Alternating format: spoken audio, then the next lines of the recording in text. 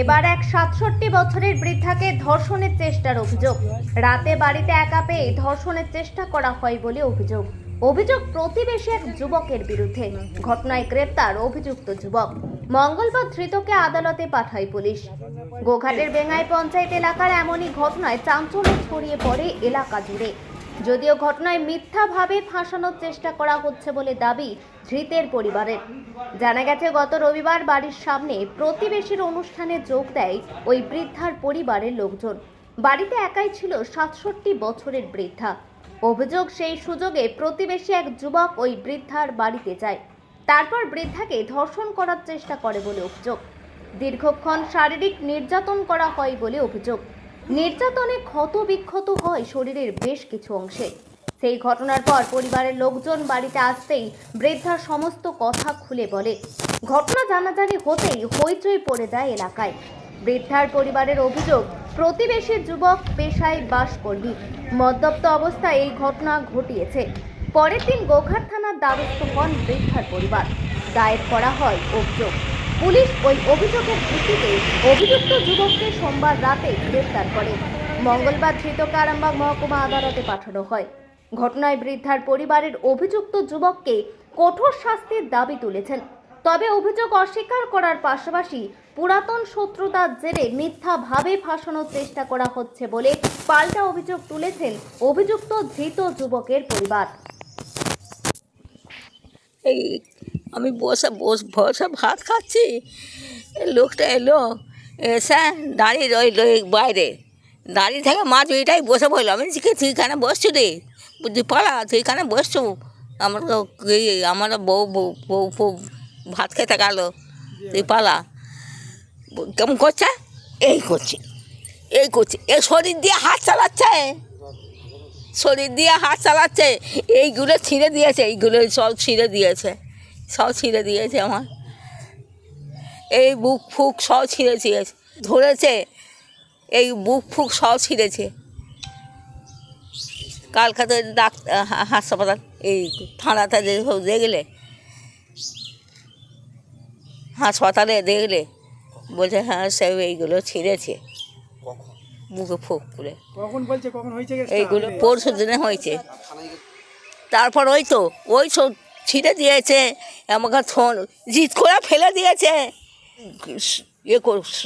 করতে এসছে নুঙি তুলে, কেউ তো নাই, আর আমার হাত নাই, এখানে জামাই হাই ওই ঘরটা।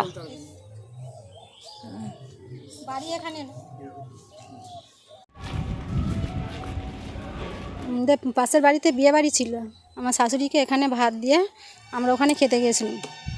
আমি যখন আসি, শাশুড়ি তখন কান্নাকাটি করছে, চেঁচাচ্ছে। আমি এসে বলছি যে তোমাকে আমি কখন ভাত দিয়ে গেছি, তোমার এখনও খাওয়া হয়নি? বলছে আমি ভাত খাবো কী করে, এখানে একটা লোক এসেছিল। আমি কে লোক, কী বলছিল তোমাকে? এসে বলছে আমাকে প্রথমে কিছু বলেনি, এসে পাঁচালি করছিল। আমি জিজ্ঞেস করছি তুই কে রে? বলছে আমি কটিদের জামাই। বলে কটিদের জামাই তো তুই আমাদের এখানে কী করতে এসছিস? বলছে আমি তোমাকে দেখতে এসছি। বলে তুই আমাকে দেখতে এসছিস, রাতের বেলায় আমাকে দেখতে এসছিস, পালা এখান থেকে। বলতে না বলতেই কাছে বসে পড়েছে, ধরে চিৎ করে আঁকার করে ফেলে দিয়ে মুখটা টিপে ধরে পরশুদিন রাত্রে। তার বাড়ি এখানে নয়, কোথায় বাড়ি আমরা জানিনি, এখানে একটা মেয়েকে নিয়ে থাকে। আমি ঘর ছেড়ে দিয়েছিলাম, আমার স্বামীর সাথে মনোমালিন্য হয়নি, আমি ছেড়ে দিয়ে চলে এসেছিলাম। দিয়ে আমি প্রোগ্রাম করতে করতে এনার সাথে আমার যোগাযোগ হয়।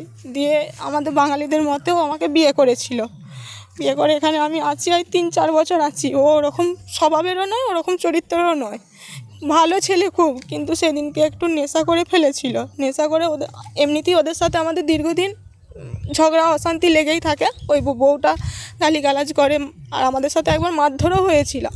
আমি ঘর পেরিয়ে যেয়ে ওনাকে 2-4 মেয়ে মারপিট হয়েছিল। সেইটা নিয়ে ঝগড়া অশান্তি থাকতো, হামেশাই ঝগড়া অশান্তি হতো।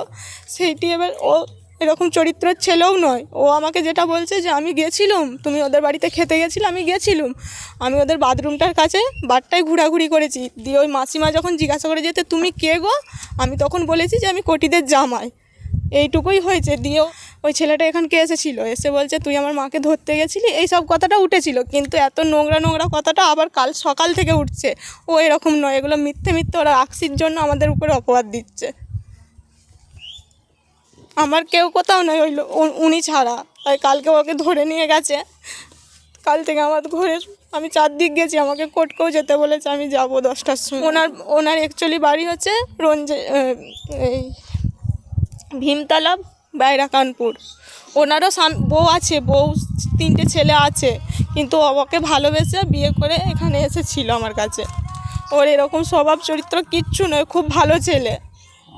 ও বাসে ডিউটি করে, সব দিনও ঘরে থাকে না। ও টানা ডিউটি করে না কোনো বাসে, যেই বাসে যখন পায় সেই বাসেই তখন যায়। বেশিরভাগ বাঁকুড়া আর তারকেশ্বর ডিউটি করে। আমি এমনি ফাংশানে ডান্স করতে যেতাম, এখন বন্ধ করে দিয়েছি, 1-1.5 বছর হলো, ওই সবের দিকে আর নেই। আমার এক ছেলে এক মেয়ে। এগুলো আমার সেই আগের স্বামীর জন্মে, এর জন্মে আমার ছেলেপুলে নেই। আগের স্বামী বিয়ে হয়ে গেছে, সে আমার আগের শ্বশুর বাড়িতে আছে।